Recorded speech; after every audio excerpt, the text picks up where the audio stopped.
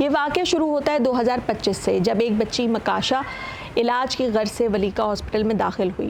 یہ ایک چھوٹی سی بچی ہے جس کو موشنز شروع ہوئے اور وامٹنگز شروع ہوئی اور اس کے گھر والے اپنے پینل کارڈ کے ذریعے اس ہسپتال میں علاج کے لیے لے گئے۔ وہ ٹھیک ہوئی، وہ واپس آئی، پھر بیمار ہوئی، پھر چلی گئی، اور اس طرح ان والدین کے تقریباً 7 سے 8 چکر لگے۔ تقریباً 3 ماہ گزرنے کے باوجود جب بچی میں کی صحت بہتر نہ ہوئی تو اسی گھر کے اس کے تایا نے یہ سوچا کہ اب وہ ہسپتال جائیں گے اور جا کر ڈاکٹروں سے بات کریں گے کہ آیا یہ بچی ٹھیک کیوں نہیں ہو رہی۔ جب وہ اس بچی کو لے کر دوبارہ ہسپتال گئے تو ہسپتال نے اپنی طرف سے ذمہ داری چھوڑتے ہوئے یہ کہا کہ اب ہم نے یہ کیس دوسرے ہسپتال کو بھیج دیا ہے، آپ وہاں لے جائیں۔ لیکن وہ شخص چونکا اور اس نے یہ سوال کیا کہ آپ اس بچی کا علاج چھوڑ کر کسی دوسرے ہسپتال میں کیسے بھیج سکتے ہیں۔ یہیں سے کہانی شروع ہوتی ہے اس بچی کے ٹیسٹ کی، جو ایک پرائیویٹ ہسپتال میں یعنی کہ ضیاء الدین ہسپتال نے جب ایک ٹیسٹ کیا اور بتایا کہ اس بچی میں یہ بچی HIV پازیٹیو ہے۔ اس ٹیسٹ کو لے کر وہ فیملی جب واپس ولیکا ہاسپٹل آئی اور انہوں نے آ کے بتایا کہ ہماری بچی جو چند ماہ کی ہے وہ کیسے HIV پازیٹیو ہو گئی، تو ہسپتال نے انہیں کہا کہ نہیں، آپ کہیں اور لے کر گئے ہوں گے، کہیں اور سے علاج ہوا ہوگا اور شاید وہاں سے بچی کو وائرس لگ گیا ہو۔ اس کے بعد انہوں نے اس کے اوپر بھی اکتفا نہیں کیا، وہ CDC گئے، انہوں نے جا کر سول ہسپتال میں جا کر دوبارہ بچی کا ایک ٹیسٹ کروایا جو کہ نیگیٹو آیا۔ یہ ان کے لیے کافی حیران کن تھا، اس پر بھی انہوں نے اکتفا نہیں کیا اور وہ پھر آغا خان ہاسپٹل گئے اور انہوں نے اپنی جیب سے 5,500 ہزار روپے دے کر ایک ٹیسٹ کروایا جو پازیٹیو آیا، اور وہ دوبارہ واپس ہاسپٹل آئے اور انہوں نے بتایا کہ ان کی بچی HIV پازیٹیو ہے اور یہ لیبارٹریز کے ٹیسٹ ہیں جو ہم بتا رہے ہیں۔ اس کے بعد اس فیملی کے ساتھ جب بات کرتے کرتے ہاسپٹل نے مزید چیک کرنا شروع کیا اور کہا کہ ہم اور مزید بچوں کو بھی دیکھتے ہیں کہ ان میں یہ مسئلے ہیں یا نہیں، تب تک کافی دیر ہو چکی تھی۔ تقریباً اس واقعے کے کچھ ہی مہینوں کے بعد پہلے 10 بچے، اس کے بعد 20 بچے اور پھر بہت بڑی تعداد بچوں کی ایسے سامنے آنے لگی جو اسی دوران ہسپتال میں داخل تھے جب مکاشا کا علاج چل رہا تھا۔ یہ ساری ایفرٹ اختر نامی ایک شخص کر رہا تھا جو یہ جاننے کی کوشش کر رہا تھا کہ اگر ان کی بچی کو HIV پازیٹیو وہ اس ہسپتال سے ہوئی ہے تو اور بچے بھی ہو سکتے ہیں، اور پھر 1 سال گزرتا گیا اور یہ نمبر کہیں جا کر آج 200 کے قریب جو دعویٰ کیا جا رہا ہے کمیونٹی کا، وہاں تک جا پہنچا ہے۔ اس دوران اس شخص نے بہت سے دروازے کھٹکھٹائے، بہت سے لوگوں کو خط لکھے اور اس میں ایک خط محتسب اعلیٰ کو لکھا، جس کے بعد سے ہسپتال انتظامیہ جو پچھلے 7-8 مہینے سے چیزوں کو ٹال رہی تھی ان کے اوپر ایکشن ہونے لگا اور ان کو یہ جانچ پڑتال کروانی پڑی کہ آیا ان کے کس ڈپارٹمنٹ سے یہ غفلت برتی جا رہی ہے اور ہو کیا رہا ہے۔ اب آپ کو بتاتے ہیں کہ یہ ساری چیزیں ہونے کا سبب کیا تھا۔ ایک ایسی سرنج جو کہ 10 cc سرنج ہے جس کی قیمت مارکیٹ میں ہارڈلی 10 سے 15 روپے کی ہے، اور اس سرنج کو ہسپتال پروواز نامی ایک دوا جو کہ 100 ml کی تو ہوتی ہے، اس میں سے اگر کسی ایک بچے کو اس کی ضرورت ہے تو یقیناً 10 cc کا انجیکشن ہی اس میں سے آپ نکالیں گے اور اس کے بعد اس دوا کو آپ کو ضائع کرنا پڑے گا، کیونکہ اس کے اندر اگر آپ دیکھیں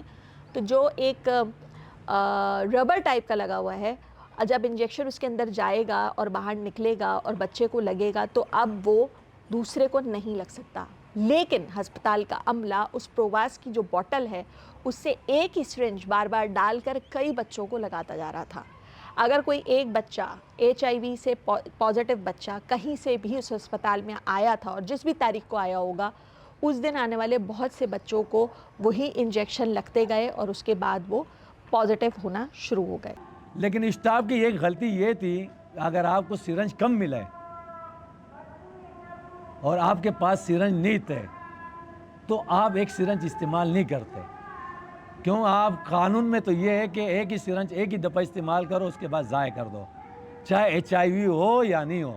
تو اسٹاف کی جو نا بڑی غلطی یہ تھی۔ یہ کئی ماہ تک چلتا رہا، کسی کی اس پہ نظر نہیں پڑی، کوئی اس کے بارے میں جانتا نہیں تھا، اور پھر ایک ڈاکیومنٹری سامنے آتی ہے اور وہ ڈاکیومنٹری توسا کے بارے میں ہے، جس میں BBC بات کرتا ہے کہ جی توسا میں جو THQ ہاسپٹل ہے وہاں پر بڑے پیمانے پر بچے جو ہیں وہ HIV پازیٹیو ہیں، اور انہوں نے وہاں کی فلم بندی کی اور اس کے اوپر کافی کام کیا۔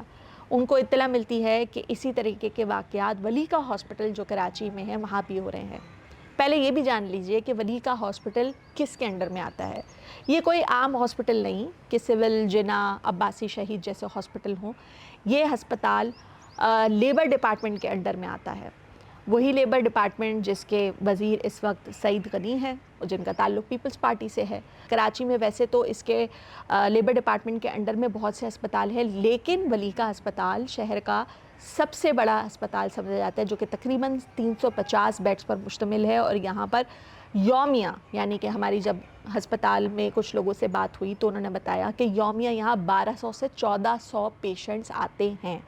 یعنی کہ شہر کے کونے کونے سے بھی آتے ہیں، لیکن ایک بڑی تعداد سائٹ ایریا کی ہے، جس کے ارد گرد اگر آپ دیکھیں آبادی کے حساب سے تو آپ کو نظر آئے گا کہ سائٹ ایریا، میٹرو ویل، قصبہ کالونی، کورنگی اور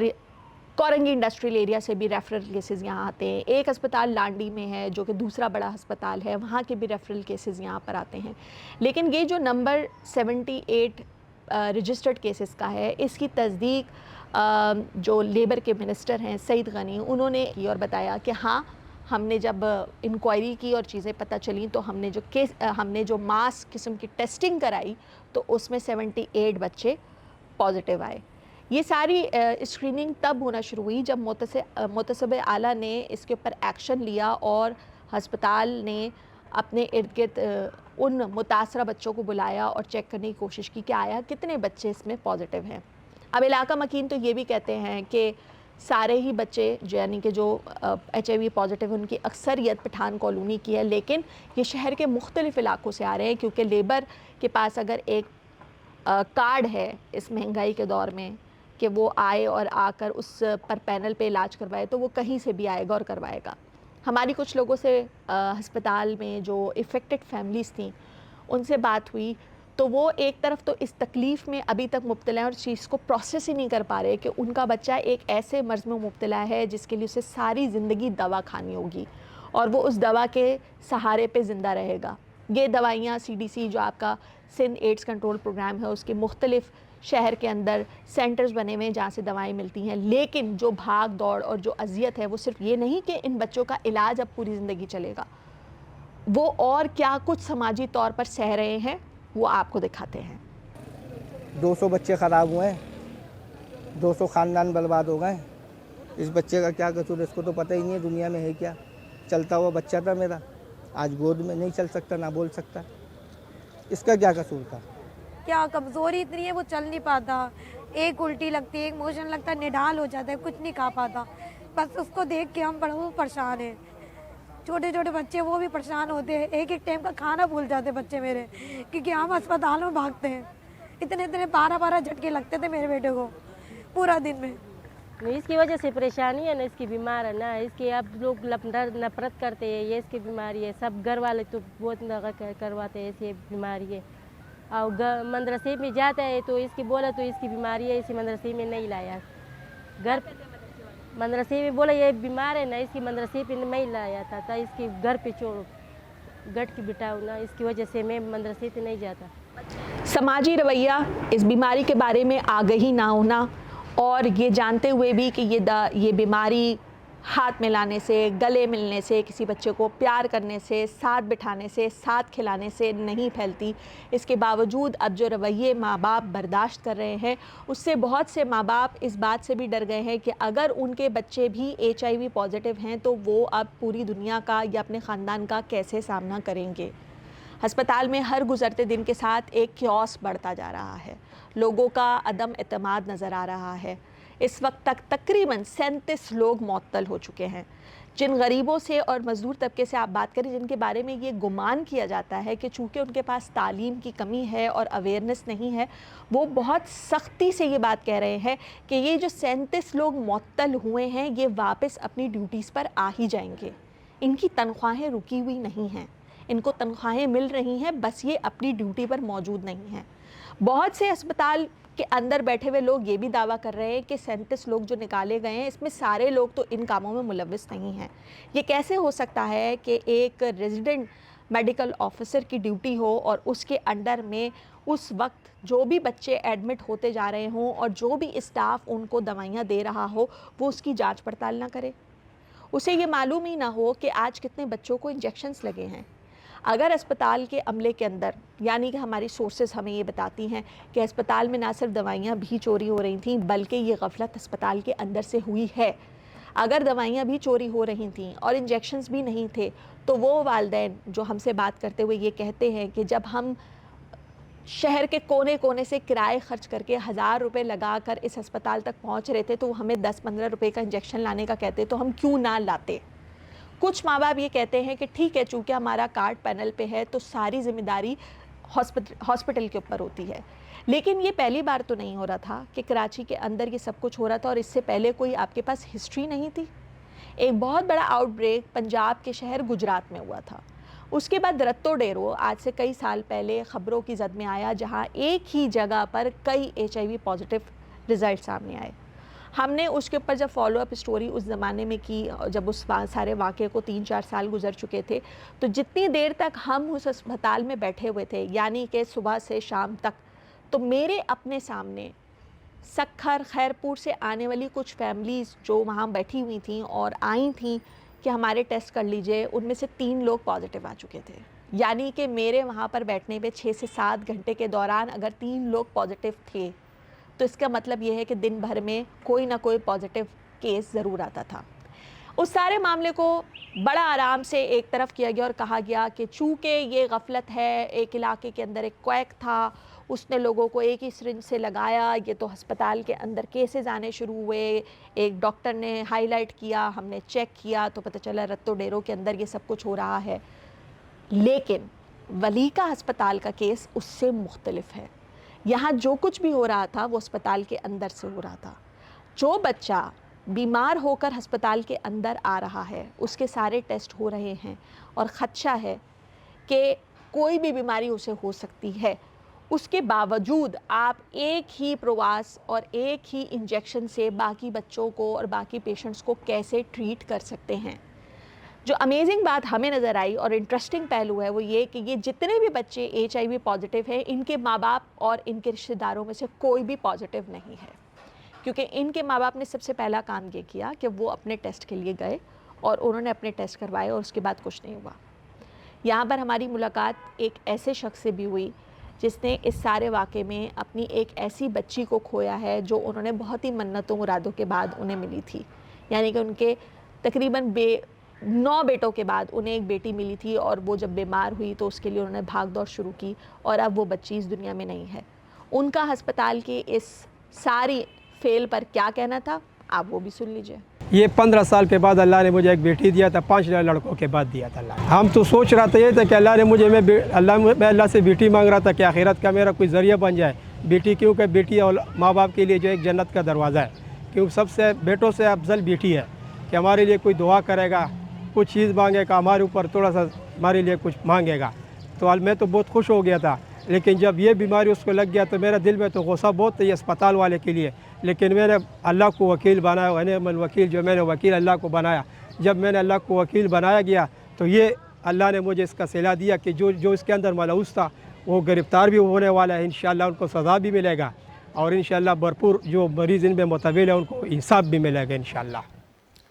میں اس پہ ڈیفینڈ نہیں کروں اپنے آپ کو کہ کوئی ہماری اس میں غلطی نہیں ہے. بالکل غلطی ہماری ہے, ہمارے ڈاکٹرز کی ہے, ہماری اسپتال میں کام کرنے والے عملے کی ہے, میں اس بات کو تسلیم کرتا ہوں. لیکن جو دنیا کے ترقی یافتہ ممالک ہیں وہاں پر بھی یہ کیسز ہوتے ہیں اور سامنے آتے ہیں. ہم یہ نہیں کہہ سکتے کہ یہ کہیں نہیں ہو رہا اور صرف ایک ہاسپٹل میں ہو رہا ہے یا کسی ایک علاقے میں ہو رہا ہے. یہ بدنصیبی بات ہے, آئیڈیلی نہیں ہونا چاہیے, کسی کو بھی نہیں ہونا چاہیے, کسی طرح سے بھی نہیں ہونا چاہیے. لیکن ایک مسئلہ پیدا ہو گیا ہمارے لیے, ایک کرائسس ہمارے لیے آ گئے ہیں. اب ہم کیا کریں کہ ہم صرف اس کرائسس کو لے کے اس پہ بیٹھے رہیں یا ہم کو اقدامات کریں. پہلے تو ہماری پرائرٹی یہ ہے کہ جو بچے متاثر ہیں ان کو بہتر سے بہتر علاج ہم فراہم کریں, پہلی ہماری یہ ہے. دوسرا یہ کہ وہ جو فیملیز ہیں مشکل میں ہوں گی, تکلیف میں ہوں گی, ان کو کس طرح سے کوئی سپورٹ فراہم کریں تاکہ وہ اپنا کم از کم ایک مسئلہ ہے تو کوئی دوسرا کوئی فائنینشیل, کوئی روزگار کا, کوئی گھر چلانے کا پرابلم ان کے ساتھ نہ پیدا ہو, اس میں ان کو سپورٹ کر سکیں. پھر اس کے بعد آتا ہے کہ جو لوگ ذمہ دار ہیں ان کے خلاف ہم کارروائی کریں, ان کو ہم سزائیں دیں, وہ بھی ہم کریں گے. لیکن نمبر آف کیسز شاید آپ کے سامنے اتنے آتے ہی نہ اگر ہم اسکریننگ نہ کرتے. ہمارے سامنے 6 کیسز آئے, اس 6 کی بنیاد پہ ہم نے اسکریننگ کی, اس کے نتیجے میں 120 لوگ سامنے آ گئے. اور میں یہ بتا دوں کہ اسکریننگ جتنی ہم کرتے جائیں گے تو ممکن ہے کہ یہ نمبر اور بڑھتا جائے. تو ہم اس ڈر سے کہ جی چونکہ نمبر بڑھ رہا ہے ہم اسکریننگ نہیں روک سکتے، وہ شاید روک دیں گے تو ہم آپ کو تو مطمئن کر دیں گے کہ دیکھیں جی نمبر اتنے ہی، زیادہ نہیں ہے، لیکن ہم زیادتی کریں گے ان اب لوگوں یہ کے سوال ساتھ اپنی جو جگہ کسی کہ نے حکومت خدا اس کے نخواستہ اوپر اگر کیا کوئی ایکشن لے بیماری گی، لگ گئی ہے۔ لیکن یہاں پر ایک بنیادی سوال اور بھی اٹھتا ہے۔ ان اسپتالوں میں کام کرنے والے جو ڈاکٹرز ہیں، جو معالجین ہیں اور جو پیرامیڈک اسٹاف ہے، وہ سب پڑھا لکھا ہے،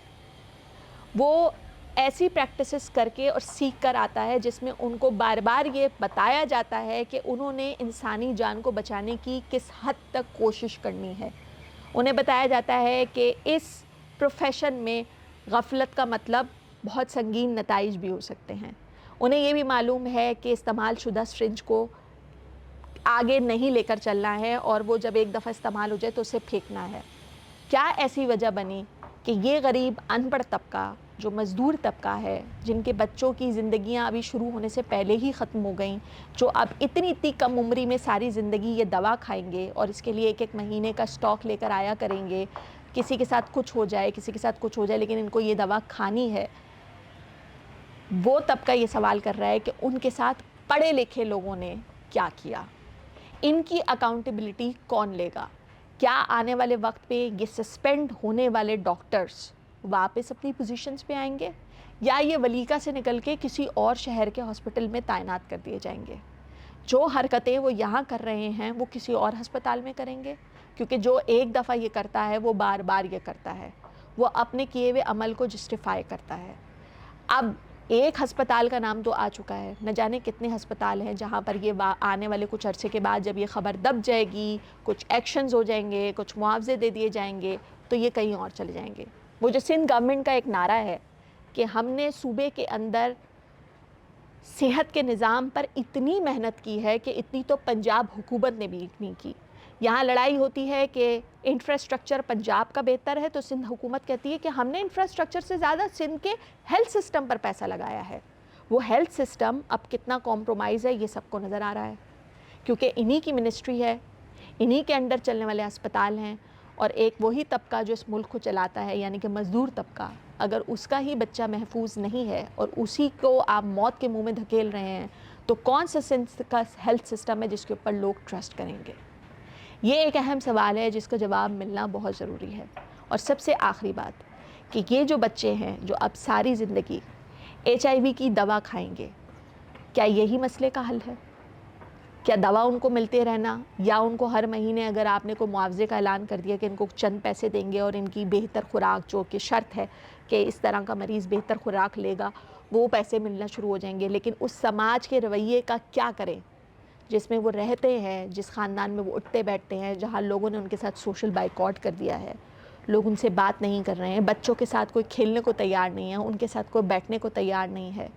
ابھی وہ بچے 3 سال، 4 سال، 5 سال، 10 سال، یہ ان کی عمریں ہیں، ابھی ان کے آگے پوری زندگی پڑی ہے۔ جیسے جیسے وہ بڑے ہوتے جائیں گے وہ لوگوں سے سوال کریں گے کہ ہمارے ساتھ کیا ہوا تھا، اس زمانے میں یہ سب کچھ کیوں ہو رہا تھا، ہمیں کیوں، ہمارے ساتھ جب یہ سلسلہ چل رہا تھا تو کسی نے روکا کیوں نہیں، اور ان کو سوسائٹی میں کیسے وہ سروائیو کریں گے۔ شاید اگر یہ ساری چیزیں کرنے والوں نے سوچی ہوتی یا وہ یہ سوچتے کہ ان کے بچوں کے ساتھ ایسا ہوتا تو شاید وہ یہ نہ کرتے، لیکن جس بات پر ہمیں سب سے زیادہ افسوس ہے، جتنے لوگوں سے میں ملی ہوں اور جتنا میں نے بات کیا ہے، لوگوں میں نا امیدی ہے، اور یہ یقین ہے کہ جو اس سارے معاملے میں ملوث ہیں وہ ایک نہ ایک دن اس سے بری ہو جائیں گے اور نکل کر اپنی اپنی زندگیاں گزارنے لگیں گے۔ اگر کسی نے متاثر ہونا ہے یا جن کی زندگی ختم ہو چکی ہے یا رک چکی ہے تو وہ یہ خاندان ہیں اور وہ یہ بچے ہیں جو آنے والے وقتوں میں اپنے لیے بہت سی مشکلیں دیکھیں گے، اور اگر کوئی نہیں دیکھے گا تو وہی عملہ ہے جو آج معطل ہوا ہے لیکن آنے والے چند سالوں کے بعد وہ کہیں نہ کہیں اپنی زندگی گزار کے اور پریکٹسز جاری رکھے گا۔ اگر آپ سمجھتے ہیں کہ ان کی کوئی اور سزا ہونی چاہیے یا اس سارے معاملے کو کسی اور طریقے سے دیکھنا چاہیے اور حل ہونا چاہیے تو آپ اپنے کمنٹس میں بتا سکتے ہیں، اور یہ بھی بتا سکتے ہیں کہ اس سارے واقعے کے بعد اب آپ جو ہسپتال ہیں یا جو ہسپتالوں میں ہونے والی پریکٹسز ہیں ان کے بارے میں آپ کے شک و شبہات میں کتنا اضافہ ہوا ہے۔